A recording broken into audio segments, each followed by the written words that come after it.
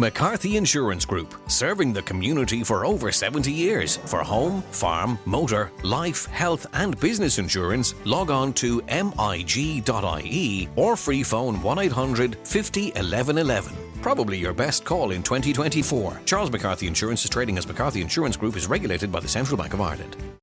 Real people, real opinions, Real Talk Radio. The multi-award-winning Niall Boylan Show. Now, the first thing I want to get to is the sex education bill. And you may or may not know, there's a new curriculum in the sex education bill, or the RSE bill.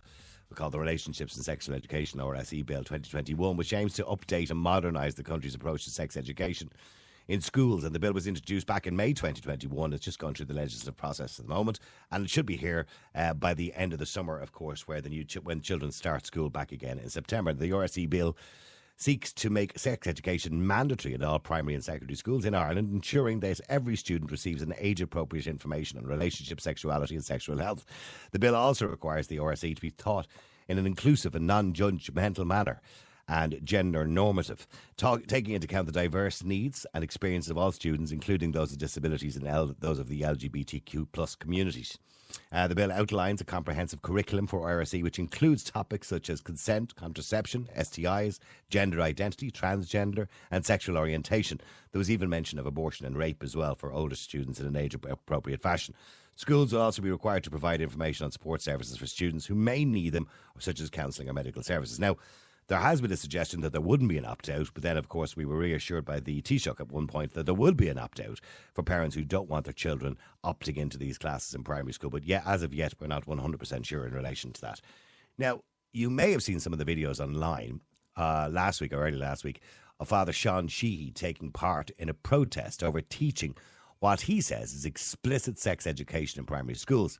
And the Gardaí had to be called to remove the priest and a group of protesters from the constituency office of the Education Minister, Norma Foley. To give me more information on it, it's excuse me, is Stephen Fernan, who is a journalist with the Kerryman. Good evening to you, Stephen. Hi, Niall. How are you? Stephen, you were there at the time the protest took place. So what was the general gist of it, and how many people were there? Well, I think 20 people in total were gathered outside the constituency office, Niall, and it was generally a peaceful protest that had just the odd few placards and things like that. But as it went on, a couple of actors moved into the office, and there was two members of staff in there, constituency staff belonged to Minister Foley, and they were just kind of questioned really as to the minister's principles on sex educational teaching and things like that. And there was lots of terminology used to describe her attitude towards that. Father Sheehy was among the group.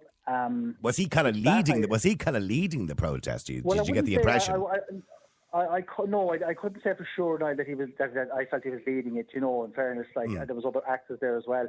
Some of them would be very familiar now to the anti-vaccination, anti-mask campaigns, campaigns of recent years. Mm-hmm. So the latest thing that they're on now is the explicit textbooks. But the staff were clearly uneasy about this, Niall. The two members of staff there, they were assured beforehand that there would be a peaceful protest. And I think when some of the people spilled into the office, they became a little bit uneasy with that. Yeah. And so the guards were called then, and the guard came and just moved them outside. And there was no incident after that really, but it was a bit unnerving, I thought, for the staff, just for those few moments that they were in there. They were being badgered with camera phones and all sorts of questions. Now, Father Sheehy, of course, is no stranger to the media. He came to the attention of the media only recently in November when he denounced homosexuality during a sermon in the Kerry Church. I mean, he does seem to be has a bit of a reputation in the area. Let's say, he's not so much famous, but infamous in the area. Would he have many followers? Because, to be fair, and I want to be fair, he is a conservative priest. He is a priest, and of course, priests do denounce homosexuality. That's what they do. That's what the Catholic Church does, in a non-judgmental manner. But obviously, Father Sheehy would be slightly different because he would be more traditional in his views. But does he have many people that follow him generally, or would agree with him? Well, it's interesting you should say it that way, because to be fair to him now, I mean, the homosexuality condemnation from the pulpit, that didn't seem to go down well with a lot of people, church teaching or not. I think we passed that phase in society regarding homosexuality. But funny enough, there is a cross section of support regarding the sexual teaching in school about gender, pornography, and that. So there is an element. This is probably his less outrageous sort of tirades. You know, he has an element of support for this, which is kind of sobering in itself.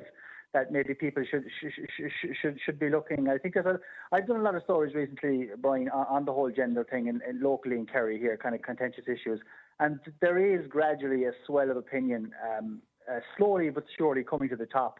Of people are voicing their views against this, and they do feel that a lot of what's happening in the schools at the moment regarding gender teaching, etc., is happening a bit fast. So I think Father Sheehy certainly in this occasion is kind of playing up to a. He's on the money, gallery. is what you're saying. He's on the money with his protest. I think so. I think in this occasion he certainly has a broader following. There does seem to be, and of course we're going to open this up to our listeners if they want to give us a call on 087 188 0008 or text or WhatsApp us. But we are going to open the conversation up, and I would say that more than 50% of parents who would call us would have concerns. Now, I don't know whether those concerns are valid because we haven't actually seen the curriculum yet as per se, but based on what we're being told, that it's to be gender normative, in other words, we're not to suggest that mammy and daddy are the nuclear family, we're not to suggest that a boy has to be a boy and a girl has to be a girl, that there can be interchangeable genders, and that also, you know, how age appropriate would it be to talk to a 7-year-old, say, about gender or about consent or about abortion or termination of pregnancy or about all of those things, because all of those things are mentioned. And I as a parent even, you know, now my children are on their late 20s now, but in saying that, if my children were that young, I would have probably concerns. So I think it's fair that parents have concerns, isn't it? Yeah, I've spoken to a few parents now over the last couple of weeks, and you know, they are very concerned. Some of them are starting to be a bit more vocal, but there's still a large cohort who are kind of shy in coming forward. But it is a concern, and I think it's fair as well to kind of say that we should maybe stop labelling this particular concern to right-wing or conservatism or liberalism. You know, this is just this. These are children at the end of the day, and it's quite a legitimate concern from parents if they feel that their child is not ready or advanced enough to be privy to certain conversations. You know, I suppose there's different developmental stages with children, and some might grasp some concepts, others won't. So I think it's very legitimate for some parents to have these concerns. Now, whether the likes of Father Sheehy is the right man to carry that banner, I don't know, given his past performances. But I think people can certainly separate. Well, see, I suppose it's easy when you have Father Sheehy there because of his past performances. It's easy to dismiss the argument then as, there's just some conservative priest giving out, and sticking to the sacraments, etc., etc.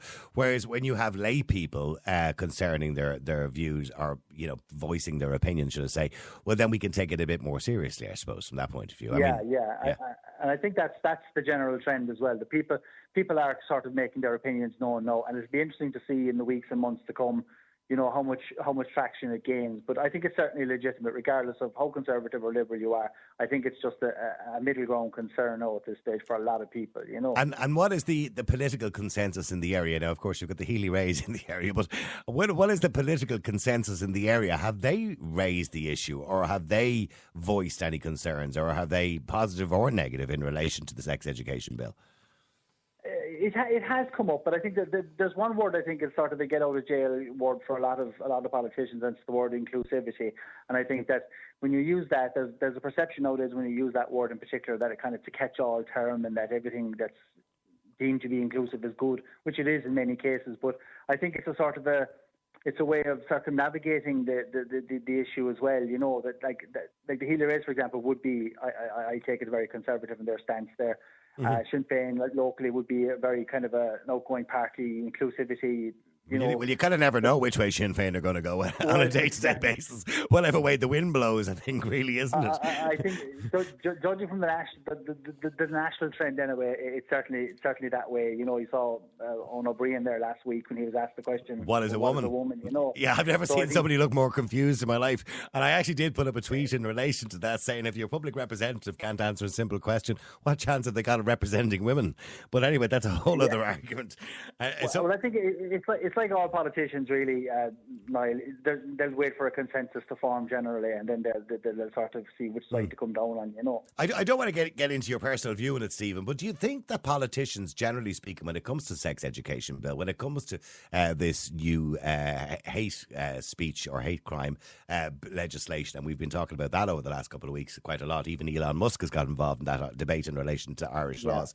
Do you think our government, Fine Gael, Fianna Fáil and Sinn Féin, and the Greens for that matter, actually, People Before Profit, surprisingly enough, were the only ones who voted against it, and some independents.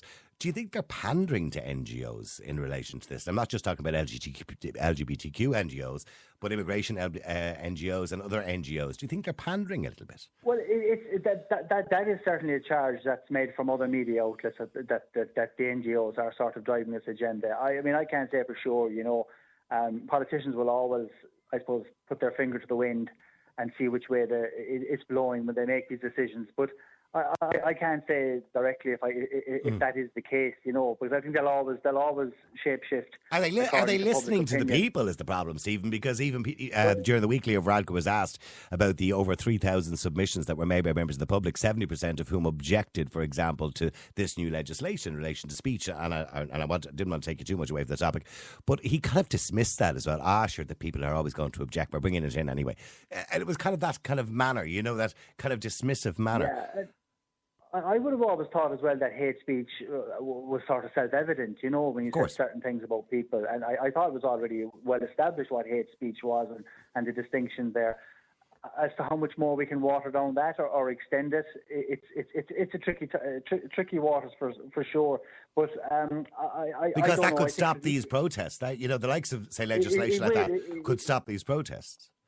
It'll probably need watching now, like everything else as time goes on. But it is a tricky area, and with social media and everything now, I think it's a minefield. Oh, but it is. Politicians will eventually, as I said, that they'll always go with the consensus, but they will eventually come around to the public view slowly but surely, I think. And certainly, to bring us full circle again, the gender issue, I think, especially, and the sex educational, I think certainly that they're going to have to maybe broaden their mind a little bit and listen to people, because there's a sort of perception out there which I don't think is fair to label every parent as sort of, transphobic or something. Yeah, that's the word. Yeah, but I don't think that's fair at all. I think they're perfectly entitled to express their fears and not be sort of browbeaten into a different category of as it were. They're perfectly entitled to that, and I think they will come around by the time the election comes around. I think politicians will certainly have a little bit more. They'll be a bit more up to speed on this, I think. And finally, in relation to this particular protest, where Sean Father Sheehy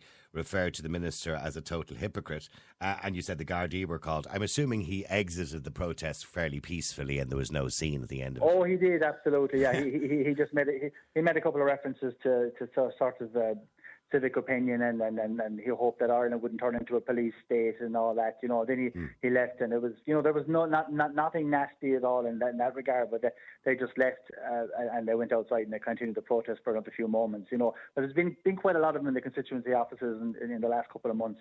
Sinn Féin office in Tralee as well has had one to do with anti-immigration, and this one knows the sex education bill. So that's something that you might see a lot more of, I think, as well in the coming months. More of this sort of Americanization of political views, that sort of those protests. That's something that's coming down the tracks, I think, definitely in Ireland. All right, well, I appreciate you coming on the air and talking to us about it. Thank you very much indeed, Stephen Fernane, journalist with the Kerryman. Thank you very much indeed. Let me go to some of our callers. You can WhatsApp or you can text at 087 188 0008.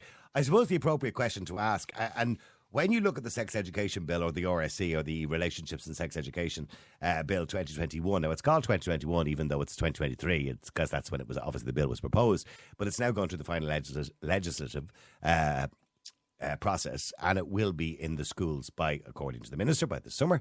And there's wording in it like things like gender normative. In other words, how do I explain this? Like a teacher should never refer to a relationship as being male-female, because there are male-male relationships and female-female relationships. So that would be kind of you don't, or heteronormative is another word they used, heteronormative. In other words, that everybody, the norm is heterosexuality. And that doesn't suggest, by the way, that homosexuality or lesbianism is abnormal. It just means that the norm is heterosexual. But that is being removed now. that the idea that gender and sex are intrinsically linked is essentially being abolished. And we're seeing a huge upsurge in the amount of children who are identifying as the opposite gender. And this is a problem in society. And I'm sorry to have to say that I believe it's a problem in society when we see so many children, because there's a great piece written, I think it was in the Business Post, or I'm not too sure which newspaper it was, may not have been the Business Post, but I seen a wonderful study online talking about this being a social contagion. Now, a social contagion is something as simple as, for example, when you were a kid and other kids wore glasses, you thought, God, I look cool wearing glasses. I think I'll tell my mother I have an eyesight problem. Or, God, I'd love to have a broken leg because those kids over there with the kid with the broken leg is getting loads of attention. I'd love to have a broken leg too. These are kind of social contagions. These are things that make kids do certain things to get a bit of attention. I'm not saying it's all attention seeking, but certainly some of it may be. So the question is, do you want your children to learn about the LGBTQ plus, consent, contraception, STIs, gender identity, sexual orientation? And we're talking primary school children here, by the way, but according to the bill, it will be done in an age-appropriate manner. Or do you believe that's your job as a parent? Is that your job as a parent to do that and not the job of the state? Let me know, whose job is it to teach children about sex? Yours or the state's? The number's 087 188 0008. Breda, you're on Ireland's Classic Hits Radio. How you doing, Breda? Hi, Niall. How are you? Good, nice to talk to you again. It's been a while, Breda. How are you keeping? I'm grand. I was in your favourite place for one night last week. Oh, in Florida, were you? It was. See how I knew that straight away. Were you? Because for those who don't know, you work for Aer Lingus, you're a cabin crew, so you get to fly to all these glamorous places. Certainly do. Yeah, I'm very lucky. Yeah. Yeah, and the weather was amazing. So you were on the Orlando route. I just did it for one night. Yeah. All right. Out Tuesday night, Wednesday, back in on Thursday. Well, then you don't get much time to shop around in the old Florida Mall, then, did you? Oh no, I'm staying away from the shops now. You need I tell you what, with the price of everything nowadays in America, you need a big wallet with you anyway. Oh my God! I know. It's gone so expensive. Oh, it has. I've seen the difference over the last 20 years. When I say the difference, of course, there's a difference with inflation, like everywhere else. But there used to be a big disparity between the euro and what you could buy and the dollar and what you could buy. But now it's pretty much on par. Well, I got a takeout from a well-known burger restaurant in Chicago going back about 2 months ago. I said, I'm going to treat myself. I normally don't. And it was $20 for a burger, fries and a soft drink. Wow. And that's about €19. So it's more or less, it's nearly pound for pound. You know what I mean? Yeah. Okay, getting back to sex education. I mean, look, you've got your own little missus there now. She's in her 20s now. How would you feel if she was 7 or 8 years of age, what you're listening to and what you've heard so far in relation to the sex education bill? How would you feel about it? Well, I mean, I personally think it's up to the parents to do most of the sex education with kids. I don't have a problem with them being given some little basics in school, but like in primary school, they're only kids. I gave Jenny a book when she was 11 years of age. I went and bought it in the bookstore, asked for an age-appropriate one, read the first few ones about 9, and I said, that's good. Then she comes back down, she's like, is this true, Mummy? Oh, they're getting weak. Did you have a big red face on you? Yeah, a big red face. I started to feel ill. I was like going, oh, what's going on? Anyway, it was all about what's a penis, Mammy?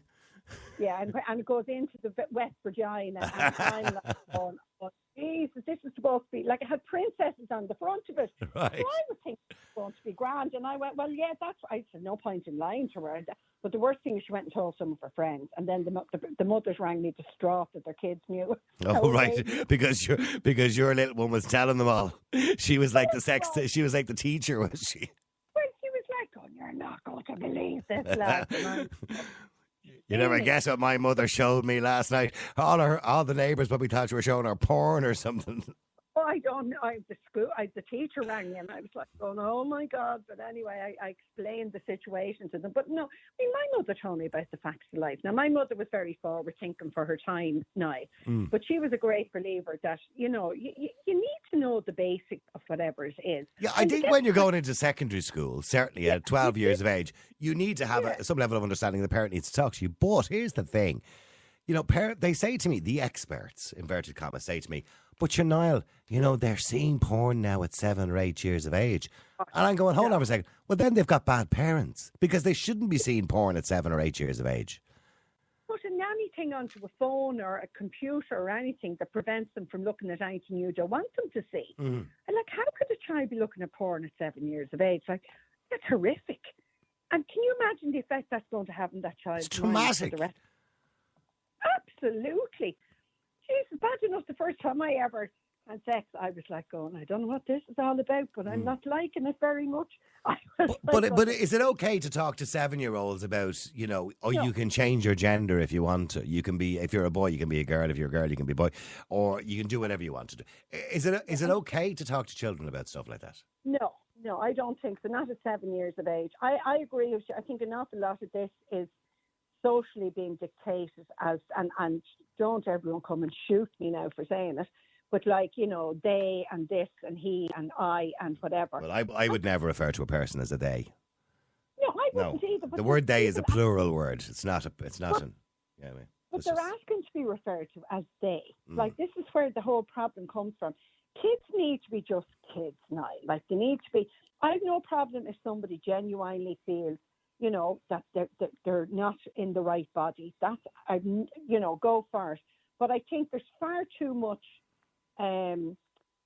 social impact being put on small kids that they think, as you said, I mean, I remember people having glasses as a child and going, I love glasses. My sister had them and I was like, oh, they're gorgeous. But like, I didn't get them because there was nothing wrong with my eyesight. But I do agree that sometimes kids can be influenced by what's going on around them. And I think the very basics the biggest influence on children nowadays is TikTok and those kind of things. But we'll stay there for a second, Breda. Let me just go to Tina as well. Tina, you're on Ireland's Classic Hits Radio. How you doing, Tina? Hi, Niall. What's the crack? Good. How are you doing? Tina, I'm great. I'm a good farm. Is it appropriate to have 7-year-olds having sex education? No, age appropriate, I hope, but sex education. Not at all. In school? No.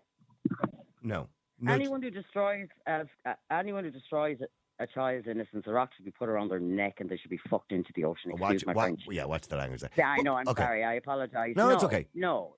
So, keep a child. But I mean, yeah, but here's the as long thing. as you can. But here's the thing. People will argue that, you know, at the age of 6 or 7, they're curious anyway about relationships. They're curious about their bits and pieces and what they do, and they're curious about those things. No, they're not. Are they though? Like, well, I suppose I was a parent I had 2 kids by the time I was 18.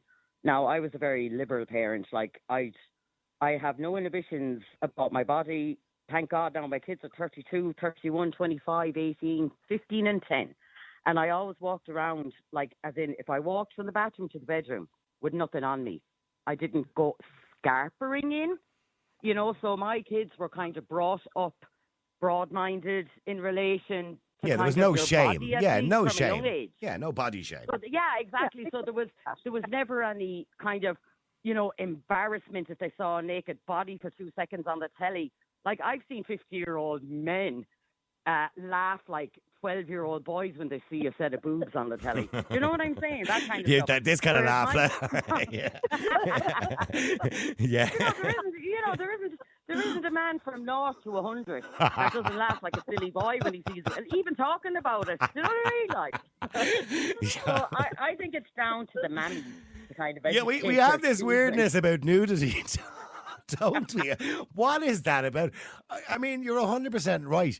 We shouldn't be ashamed of nudity. I mean, obviously, we tell children, you know, that, you know, there's privacy and with strangers, etc., etc., etc. Yeah, of course. That all goes without saying, the safety aspect, obviously. Yeah. But I mean, the whole idea of nudity in front of children, I mean, and making them ashamed of their own bodies. I mean, and some people then grow up with that shame, I suppose, you know, as females or males, as they get older, and they becomes really conservative about covering up constantly all the time. I mean, this is it. That's society, though, brainwashing you into thinking like that, and it's the wrong way. But it's psychological. I remember talking to somebody before, and I said to them, right, I said to this girl, I said, a woman, sorry, I always use the word girl, but it is a woman. Okay, I said to this woman, and I said, would you walk down Grafton Street in a bikini for 10,000? And this is the middle of the summer. And they said, yeah, I would. I said, would you walk down Grafton Street in your underwear for 10,000, like bra knickers? No, I wouldn't. And I'm going, this is the psychology in this, right? It's exactly the same thing, just different material. Do you understand? They're idiots. But that's just psychology. But we're told that underwear is private because we're brainwashed into thinking underwear is private, bikini is not. That's for the beach. I'll tell you right, my body is botched. My body's botched to death from kids.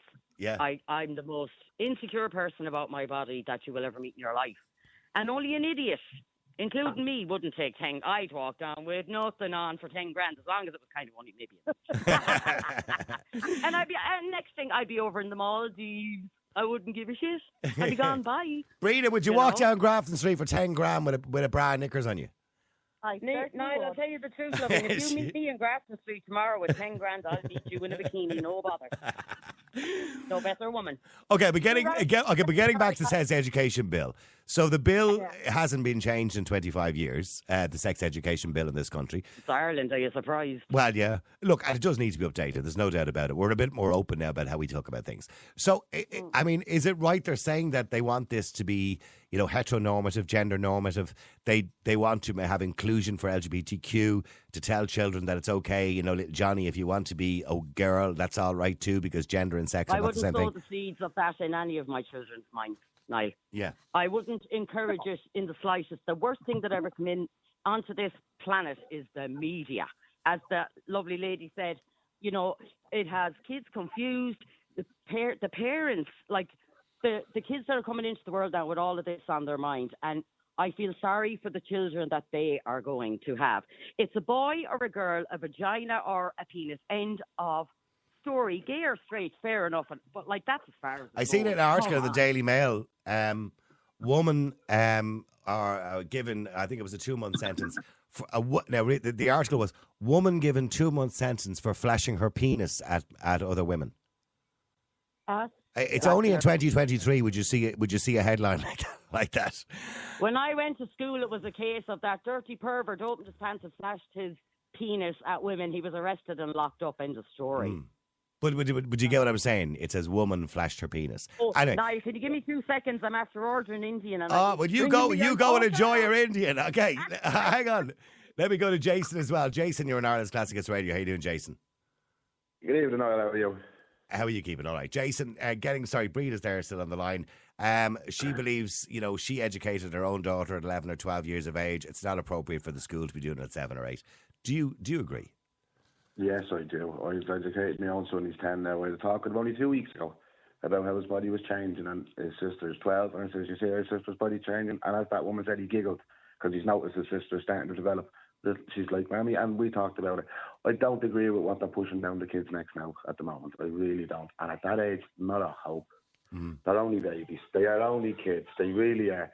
You know what I mean? But kids today are different to kids, and I'm just giving you the counter argument. They are different. We didn't have access. I mean, when I was a 13-year-old, I hadn't seen a naked woman at 13 years of age. Yeah. And then a mate of mine came home from London with a copy of Mayfair magazine, and it blew my mind, right? So much so that we went to the principal's office when he wasn't around, the secretary's office, and we photocopied loads of the centre page spread and sold them for 50 pence each in the school. So I was a bit of an entrepreneur. So what I'm saying is, but nowadays children have access to pornography. Well, they shouldn't. They've access. I know they should, but I know they shouldn't. Well, then they shouldn't.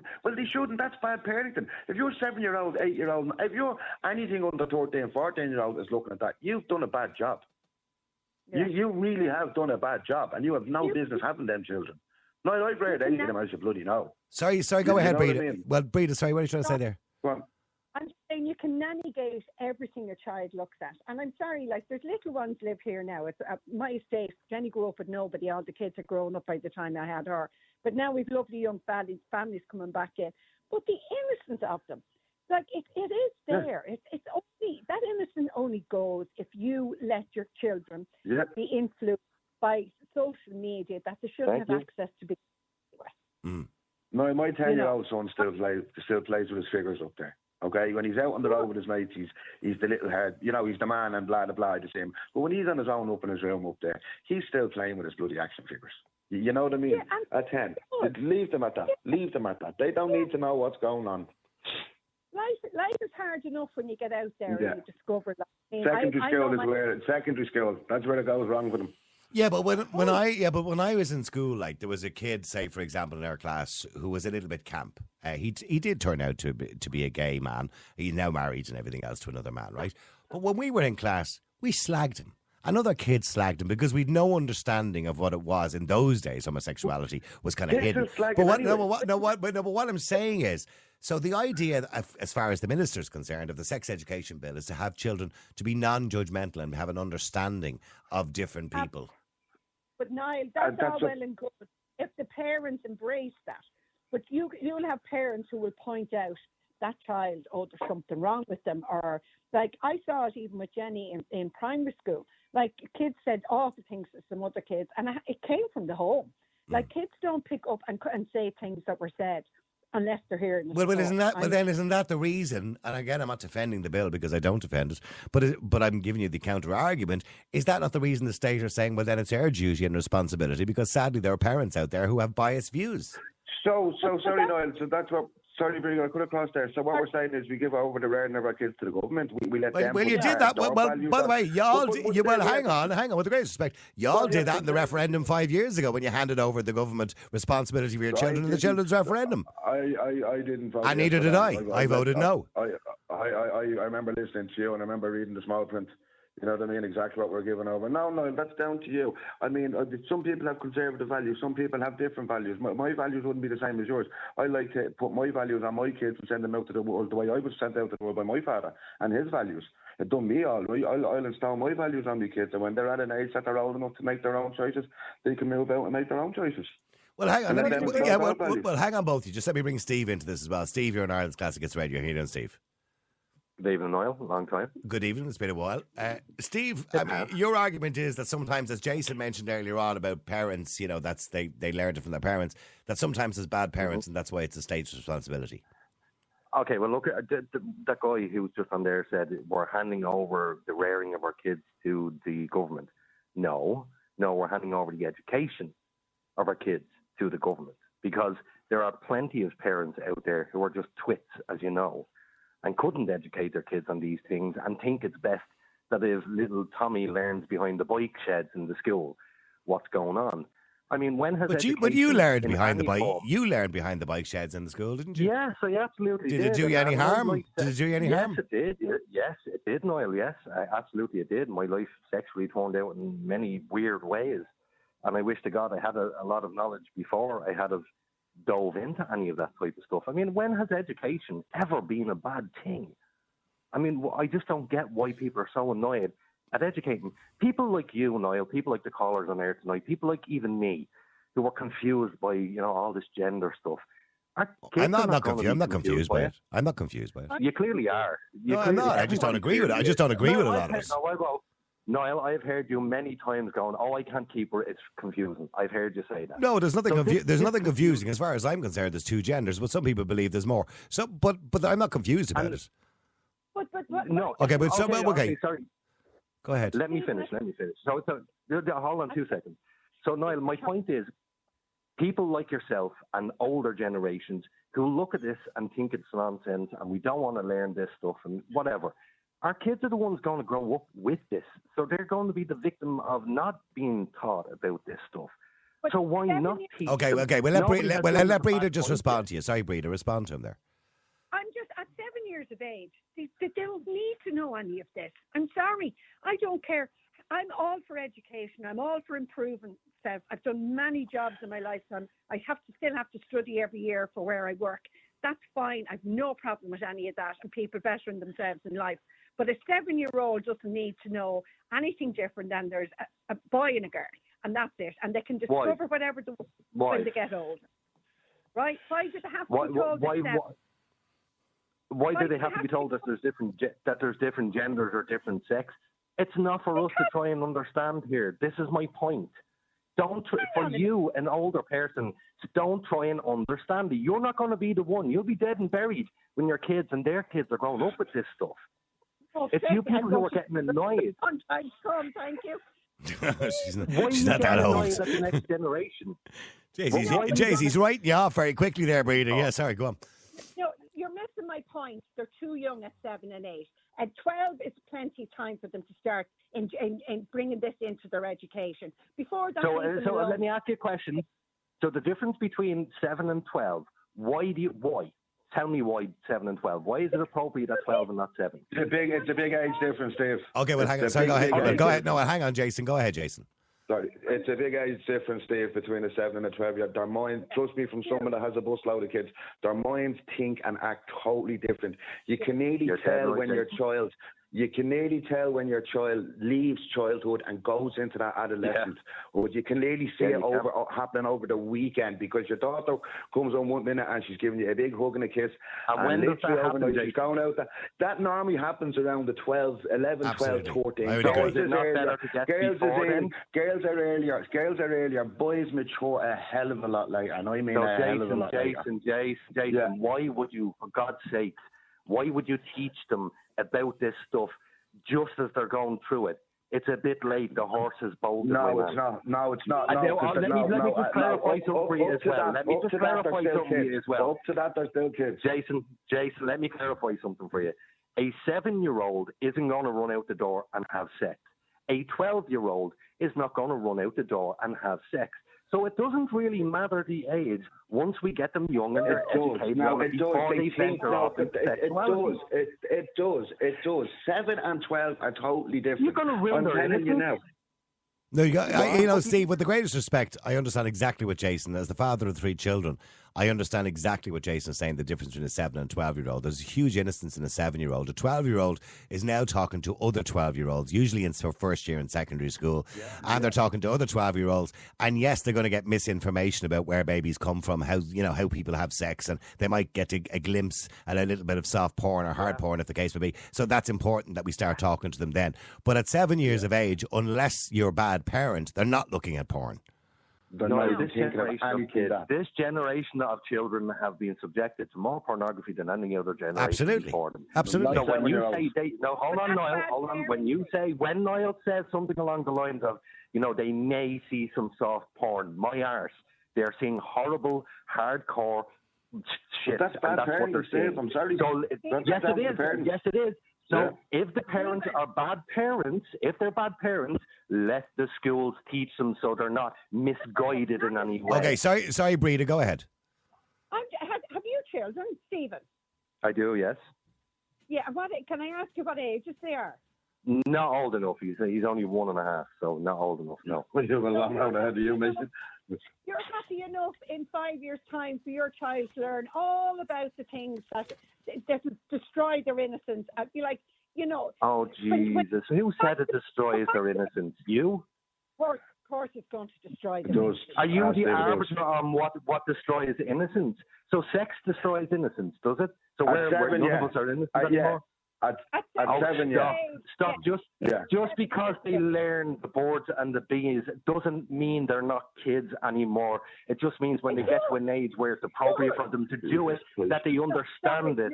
No. Dave, at 7, we can barely read books. They're still reading books. They're still reading they're still learning. But there's so many important. Lads, do you not understand that this whole sex education bill isn't just revolving around the boards and the B's and how sex happens?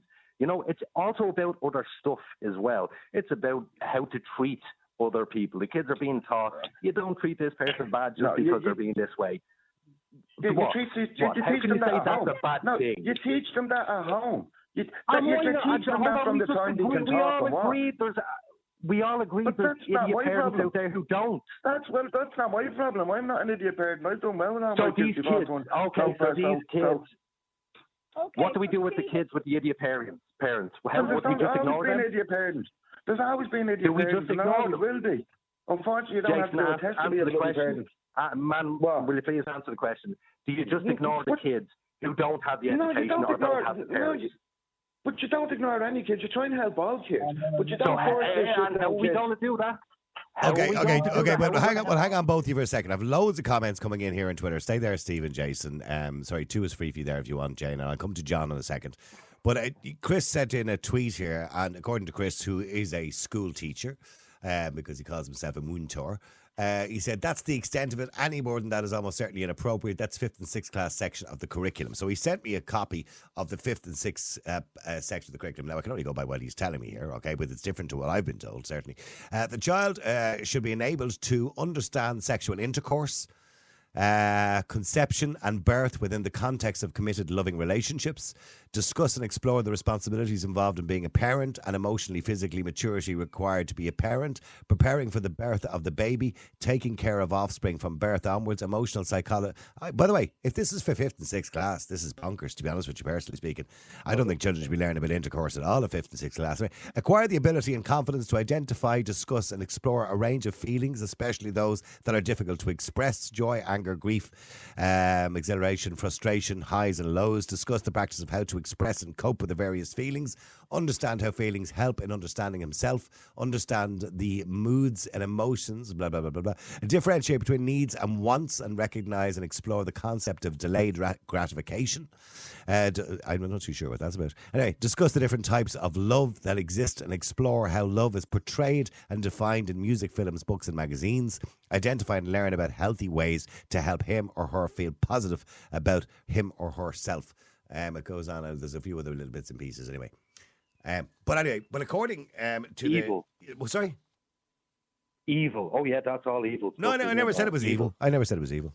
I just said a lot of... But that's why it's coming across. According to what a lot of parents are saying, they're not happy with it because of some of the other things that have been expressed in it. Now, I know Chris, who was a Moon Tour, sent that in to us. But sorry, go ahead. John, you're on Ireland's Classic Hits Radio. How you doing, John?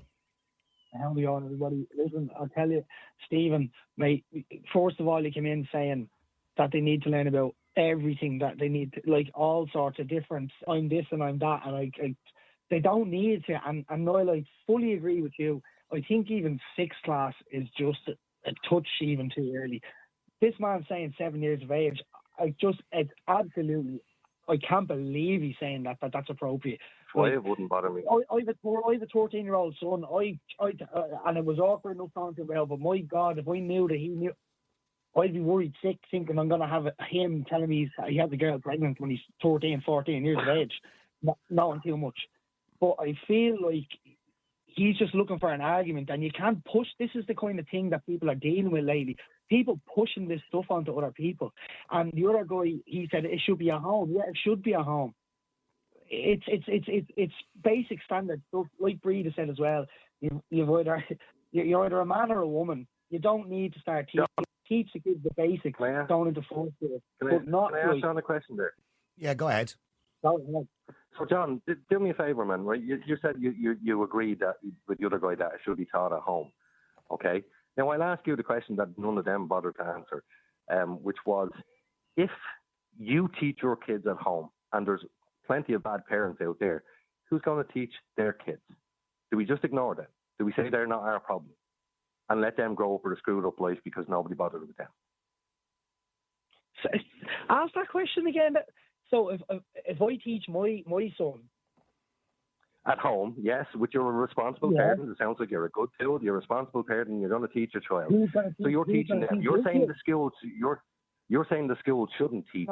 So what I'm saying is, if the school doesn't, then who is going to teach the children where they have crappy parents? They can learn the basic stuff. The basics, ins and outs that I would have got. And is that list? No, Steve, I think, hang on, I got to go into a break, but I think according to most parents, the basic stuff is just about relationships. You know, the boys and girls get married, men and women, have babies. That's okay. And in an age-appropriate fashion. For example, in this that Chris sent in, the Moon Tour that Chris sent in for 5th and 6th class, understand sexual intercourse. That's the first line. I mean, that's nonsense for a 10-year-old or a 9-year-old in school. I wouldn't want my child learning that in primary school. I don't want them knowing about sexual intercourse. I think secondary school it should be then. In secondary school, when they start to get into their teenage years, that's when, that's when. Somebody else, can any of you answer the why? I can hear you all saying, this is bad, this is bad, this is bad, but there's not, hold on. Because they're too, the why is because they're too young. That's John's why. No. That's a get out of jail free card. It's not a get out of jail free card. It's called the innocence of a child. Ireland's Classic Hits Radio. All right, keep texting, keep WhatsApping. The number's 087 188 0008. Amy, you're on Ireland's Classic Hits Radio. How you doing, Amy? No, not too bad. No, Niall. How are you? Good. Now, you've been listening to John and Steve having a kind of pop at each other there. I mean, John obviously believes it's inappropriate in primary school, whereas Steve believes it is appropriate. Is it appropriate? I think it's totally appropriate. I have a 12-year-old daughter who's in 6th class at the moment. And I think definitely, like, she learned, she asked me actually about sex when she was 10. Okay. And I told her everything perfectly honestly. Open and honest. Now, when she asked you about sex at 10, is it just, Mammy, where do babies come from? Well, she asked me when she was like 4, where do babies come from? So I just told her the simplest of things was that Mammy's belly. Well, I said the daddy puts the seed in the mommy's belly, the baby grows in mommy's belly, and then the baby comes out mommy's vagina. Yeah, that's a fairly sour or simplistic version of it, yeah. And I think that's good enough, but that's good enough for a child, isn't it?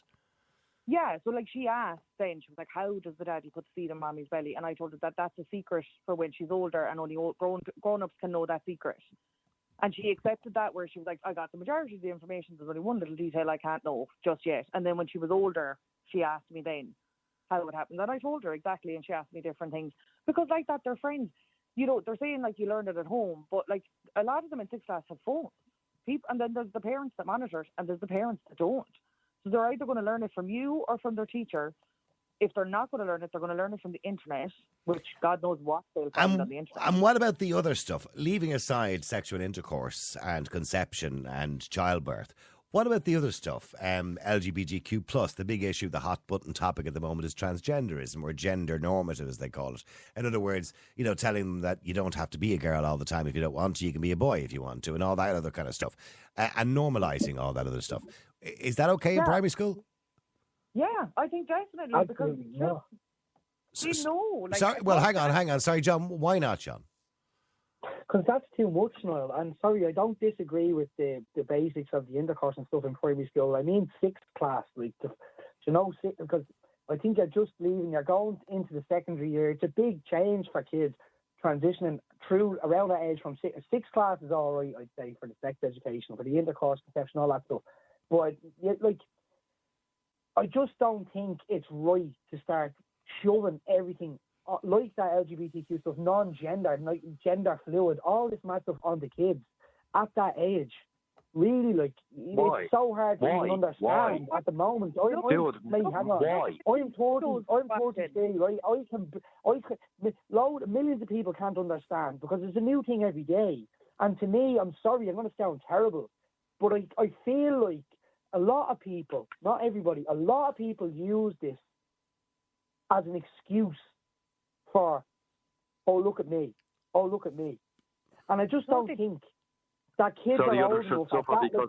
They're understanding enough. Their bodies are changing, right? They're transitioning in their education, right? They're becoming, and they're learning about sex, right? That's enough. Like, they don't need to be going, and by the way, if you feel hang on. Sorry, Steve, you want to say something to John there? And Amy, I'll let you back in a second. Sorry, Steve. So I want a simple answer from John. I just want a really simple answer. Why is it bad? Why is it bad? What is it going to do to the kids? What is it going to do to the kids? To tell them, right, well, tomorrow you can wake up and you can say you know what I'm saying. I said simple answer. Yeah, so simple answer. Why? What's so wrong about it? Okay, I'm going to give you an answer, mate. Right? Please. I'm going to hang on there. I don't have all night, John, with the greatest respect. But go on, just give me the answer. You don't have all night. Sorry. You tell kids that are already going through transition and stuff like that. Oh, by the way, you can be a fella tomorrow, and you can ID yourself as a girl the next day, and the following day, if it suits you, you can just say you're neither. But and that's confusing to you, is it? No, that's confusing. I would suggest, I don't even think John needs to answer that question. That's confusing to a child. Sorry, Amy. Well, sorry, Amy, you wanted to respond there as well. Go ahead. Yeah, no, I want to get into that. It's like, look at the TV shows, everything they're watching. Look at the access they have. If they're not learning, also, like, you've got crappy parents. People learn their prejudices from their parents. Yeah. Like, if you're at home. But it's not necessarily but hang on. Obviously, when we're talking about homosexuality and stuff like that and sexual orientation, of course it's prejudice. But when we're talking about somebody who claims to be a gender we've never heard of in their life, like a two-spirit something or other, I don't know, or one of the other 70-something genders. I mean, that's confusing for a child at 7 or 8 years of age. Infringing on you. what if that child That's feels the that point way? I'm trying to make. Well, it doesn't matter whether the child feels that way. That's just a personal view, by the way. When I said this many times before on the radio, when I was 7, I wanted to be a Hulk. My father didn't spray me green and give me steroids. Do you know what I mean? But no, Exactly. like that. No, they He just said, no, you're not the Hulk. Like, they go through like proper assessments. They don't just give them drugs like going, oh, you don't feel like a boy, maybe you're. Maybe a you girl." haven't read the story of Tavistock recently, have you? Well, hang on. You're saying they go through a proper assessment? No, they don't.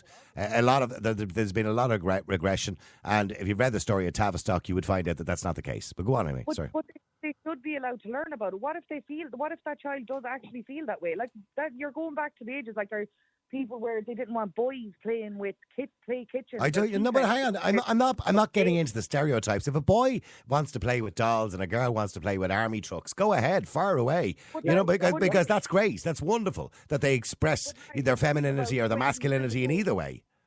But 20 years ago, it was not acceptable. But that doesn't mean they're a girl. Just because a girl wants to be a tomboy, as we used to call it years ago, that doesn't mean they're a boy. No, it doesn't. And now we But have to make it's a special bathroom for them now in a school that they have to go, only they can go to. So what? They don't So have to what? hide How anymore, would, and they hold on, learn sorry, that sorry, how they- sorry. Let me talk there, lads. What harm are any of those people doing on you guys personally? And now I'm not talking about the noise It's they're the making next in society. generation. I'm asking. Okay, very quickly, because I've 10 seconds. John, what harm are they doing to anybody else in society? You're changing the next generation are going to be mad. Like it's simple biology. You can't be. I can't wake up tomorrow and say I'm going to be a butterfly. You identify as a butterfly. Like you need to get that out of your head. You're just argumentative about this stuff, trying to push it on people, and that's what you want. Real people, real opinions. Real Talk Radio. The multi-award winning Niall Boylan Show. Ireland's classic hits.